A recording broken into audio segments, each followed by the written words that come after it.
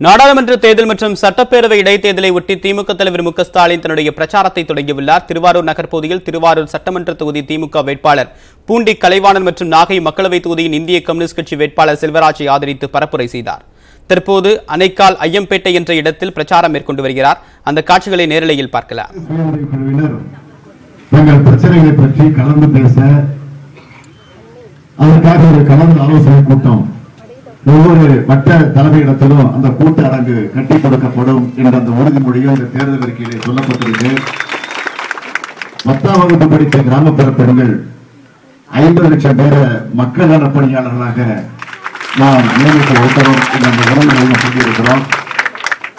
அதேபோல மத்திய அரசு பணிகள்ல எப்படி மாநில அரசு பணிகள்ல ஏற்கனவே திமுக ஆட்சி வந்ததற்கு வந்தவுடன் நிறைவேற்றி கொடுத்தோமோ அது மாதிரி மத்திய அரசு பணிகள்லயும் கழக ஆட்சி செஞ்சது போல பெண்களுக்கு 33% இடஒதுக்கீடு வழங்குகிற அந்த முறையையும் இந்த தேர்தல் அறிக்கையில சொல்லி இருக்கிறோம். அது மட்டும் இல்ல, இந்த தேர்தல் அறிக்கையில சிறு குறு விவசாயிகள் கடன் தள்ளுபடி என்பதை நாம் சொல்லியிருக்கிறோம். அதுல ஒரு சிறு மாற்றம், அந்த நம்பிக்கையை உங்களுக்கு நான் சொல்ல விரும்புவது, இந்த சிறு குறு விவசாயம் மட்டுமல்ல, அனைத்து விவசாயிகளுடைய பயிர்களையும் ரத்து செய்து தர வேண்டும் என்று இந்த தேர்தலுக்கு வந்தவுடனே எல்லா கட்சி தலைவர்களும் விவசாய அமைப்பில் இருக்கக்கூடிய நிர்வாகிகளை சந்திச்சு கேட்டாங்க. நிச்சயமாக அந்த அறிவிப்பும் இன்னும் 2 நாட்களில் முறையாக வெளியிடப்படவிருக்கிறது. இருந்தாலும் முன்கூட்டியே உங்களிடத்திலே நான் இந்த உறவுமுறையை நான் தெரிவிக்க விரும்புகிறேன். அதேபோல் இந்த மகளிர் சுயக்குழு முதல்ல இந்த இடத்துல வந்து தேர்தல் பிரச்சாரத்தை தொடங்குற இந்த நேரத்தில் நான் ஒன்று பெருமையோடு தெரிவிக்க விரும்புவது, இதே மாவட்டத்தை சார்ந்த திருராமேஸ்வரம் ஊராட்சியோடு தான் மகளிர் சுயக்குழு மணிமேக விருதை பெற்றிருக்கு. சிறந்த மணிமேக விருது என்பது இந்த தொகுதியில் தான் திரு நாகேஸ்வரன் இருக்கு. ஆகையெல்லாம் நான் நினைச்சு பார்க்கிறேன். இதெல்லாம் நான் இந்த பெருமையோடு எடுத்து சொல்வதற்கு என்ன காரணம் கேட்டீங்கன்னா, கலைஞர் இந்த திட்டத்தை கொண்டு வந்திருந்தாலும், இதை நிறைவேற்ற வேண்டும் என்ற கருவி இருந்தாலும், அதை செம்மையாக முழுமையாக நிறைவேற்றுகிற துறை எந்த துறைன்னு கேட்டீங்கன்னா, நான் பொறுப்பேற்றுக் கொண்டிருந்த உள்ளாட்சித்துறை தான். நான் உள்ளாட்சித்துறை அமைச்சராக இருந்த போதுதான் அந்த மகளிர் சுய உதவிக்குழு என்னுடைய துறையில கையில் வச்சுக்கிட்டு ஊராக சென்று கிராமமாக சென்று ஒவ்வொரு மாவட்டமாக சென்று சுழநிதி வழங்கி இருக்கிறேன், வங்கி கடனை வழங்கி இருக்கிறேன், மானியத்தோடு கூடிய கடனை வழங்கி இருக்கிறேன். அதெல்லாம் ஒவ்வொரு அரசு நிகழ்ச்சிக்கும் போறப்போ ஒரு அரை மணி நேரம் இல்லை, எப்போதுமே ஒரு அரசு நிகழ்ச்சி நடக்குதுன்னா நலத்திட்ட உதவிகள் வந்து மந்திரிகளோ அல்லது எம்எல்ஏக்களோ எம்பிக்களோ அதிகாரிகளோ ஆட்சித்தலைவர்களோ வழங்குகிறான்னு சொன்னீங்கன்னா ஒரு 10 நிமிஷம் உட்கார்ந்துட்டு ஒரு 10 பேரை கொடுத்துட்டு போயிடுவாங்க. ஆனா நான் அந்த நிகழ்ச்சிக்கு வந்தா 10 பேருக்கு இல்ல, 500 பேராக இருந்தாலும் 5000 பேராக இருந்தாலும் கடைசி வரைக்கும் இருந்து அதை கொடுத்துட்டு தான் போயிருக்கிறது. உங்களுக்கு எல்லாம் தெரியும்.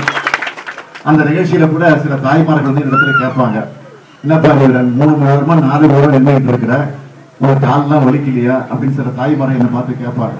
அப்போ நான் அந்த இடத்துல சொல்லுவேன், எனக்கு கால் வலிக்கல. காரணம், அந்த கவரை கொடுக்குறப்போ நீங்க மலர்ச்சியோட முக மலர்ச்சியோட வாங்குறீங்க பாருங்க, அந்த முக மலர்ச்சியை பார்த்தப்போ என் கால் வலி தானா பறந்து போயிடுது அப்படின்னு சொல்லுவேன். அந்த அளவுக்கு கலைஞர் அவர்கள் இந்த மகளிர் சுய குழுக்கு கண்ணு கருத்துமாக இருந்து பணியாற்ற வேண்டும் என்ற அந்த உத்தரவை எனக்கு வழங்கி இருந்தார்கள். அந்த உத்தரவை ஏற்றுக்கொண்டு அந்த பணியை நான் செஞ்சேன். ஆனா இன்னைக்கு பாக்குறோம், மகளிர் சுய குழு என்பது ஒரு அனாதையான நிலையில சிக்கி தடுமாறி கொண்டிருக்கிறது. நான் உறுதியோடு சொல்லுகிறேன், தேர்தல் அறிக்கையில சொல்லி இருப்பது போல நாம் ஆட்சிக்கு வந்தவுடன், மத்தியிலே நாம் விரும்பக்கூடிய ஆட்சி அமைந்தவுடன் உடனடியாக உங்களுடைய பிரச்சனைகள் எல்லாம் நாங்கள் தீர்த்தளிக்க காத்திருக்கிறோம், தயாராக இருக்கிறோம் என்பதை நான் இந்த நேரத்தில் எடுத்துச் சொல்ல விரும்புகிறேன். இன்றைக்கு மத்தியில் இருக்கக்கூடிய ஒரு மதவாத விரைவில் இருக்கக்கூடிய ஒரு ஆட்சி, பாசிச ஆட்சி நடந்து கொண்டிருக்கிறது. அதேபோல் தமிழ்நாட்டில ஒரு அக்கிரமமான ஆட்சி நடந்து கொண்டிருக்கிறது. அந்த ஆட்சி மக்களை பத்தி கவலைப்படல, நாட்டை பற்றியும் கவலைப்படல, விவசாயிகளை பத்தி கவலைப்படல, மகளிரை பத்தி கவலைப்படல, ஒட்டுமொத்தமாக அவங்களை பத்தி மட்டும் கவலைப்பட்டுக் கொண்டு அவங்க ஆட்சியில் இருக்க அதுக்காக பல ஊழல்களை மனித லாபமாக நடத்திக் கொண்டிருக்கக்கூடிய ஆட்சியைத்தான் இன்றைக்கு நடத்தி கொண்டிருக்கிறார்கள். தொடர்ந்து தொலைக்காட்சியில பத்திரிகைகள்ல ஒரு 10-15 நாட்களாக வந்து கொண்டிருக்கக்கூடிய ஒரு கொடுமையான செய்தி இருக்குன்னா, நான் வேதனைப்படுகிறேன், வெட்கப்படுகிறேன்.